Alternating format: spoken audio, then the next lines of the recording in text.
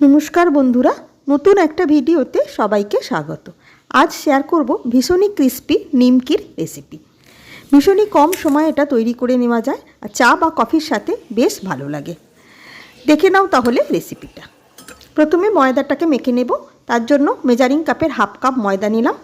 মশলার মধ্যে একে একে দিলাম হাফ টিস্পুন গোটা জোয়ান, হাফ টিস্পুন সাদা তিল, স্বাদ মতো নুন, হাফ টিস্পুন কালো জিরে, আর দেব 1 টিস্পুন কসুরি মেথি। কসুরি মেথিটাকে হাতে করে একটু গুঁড়ো করে মিশিয়ে দিলাম।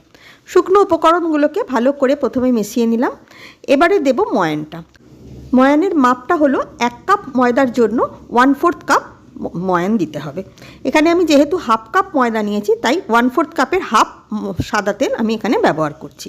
সাদা তেলের পরিবর্তে তোমরা ঘিও ব্যবহার করতে পারো। ময়ানের মাপটা ঠিক হলে তবেই ক্রিস্পি হবে নিমকিটা। ভালো করে ময়দার সাথে সাদা তেলটাকে সুন্দর করে মিশিয়ে নিলাম। দেখো ময়দাটাকে একটু হাতে করে মুঠো করতে কীরকম সুন্দরভাবে এঁটে আছে, হাতে করে ভাঙতে তবেই ভাঙলো। তার মানে ময়ানটা একদম পারফেক্ট হয়েছে। এবারে অল্প অল্প করে জল দিয়ে একটু টাইট করে ময়দাটাকে মেখে নেব। লুচি বা পরোটার মতন নরম নয়, একটু বেশ শক্ত করে ময়দাটাকে মেখে নিলাম। ঢাকা দিয়ে মিনিট 10 জন্য রেখে দেব। এবারে একটা কাঁচের বাটিতে 1 টিস্পুন সাদা তেল নিয়ে হাফ টিস্পুন কর্নফ্লাওয়ার তাতে মিশিয়ে একটা স্লারি তৈরি করে নিলাম। ভালো করে কর্নফ্লাওয়ারটাকে তেলের সঙ্গে মিশিয়ে নিতে হবে যেন কোনো লাম্পস না থাকে।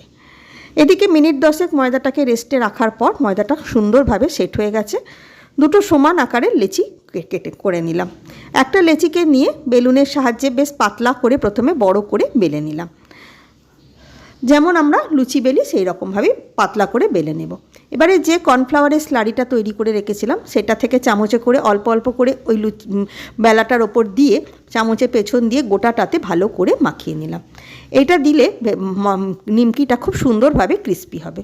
এবারে খুব টাইট করে একটা সাইড থেকে মুড়ে রোলের মতন করে মুড়ে নিলাম। খুব ভালো করে রোলটাকে মুড়ে নিতে হবে যেন খুলে না যায়।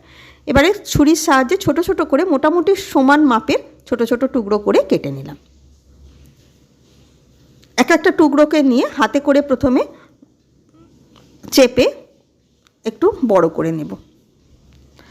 প্রতিটা টুকরোকেই প্রথমে হাতের সাহায্যে একটু চেপে চেপে বড় করে নেব।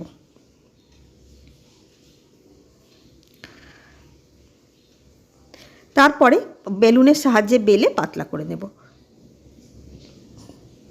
দেখো পাতলা করে বেলে নিয়েছি, এরকমই সাইজের হবে।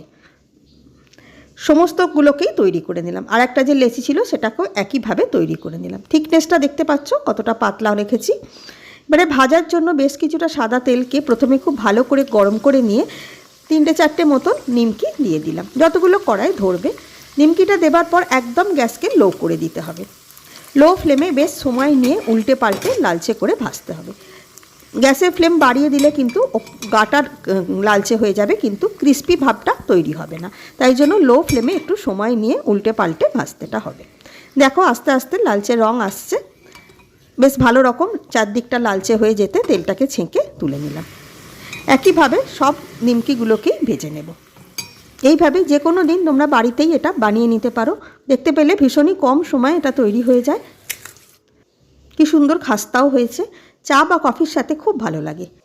আশা করি রেসিপিটা তোমাদের ভালো লাগলো। ধন্যবাদ।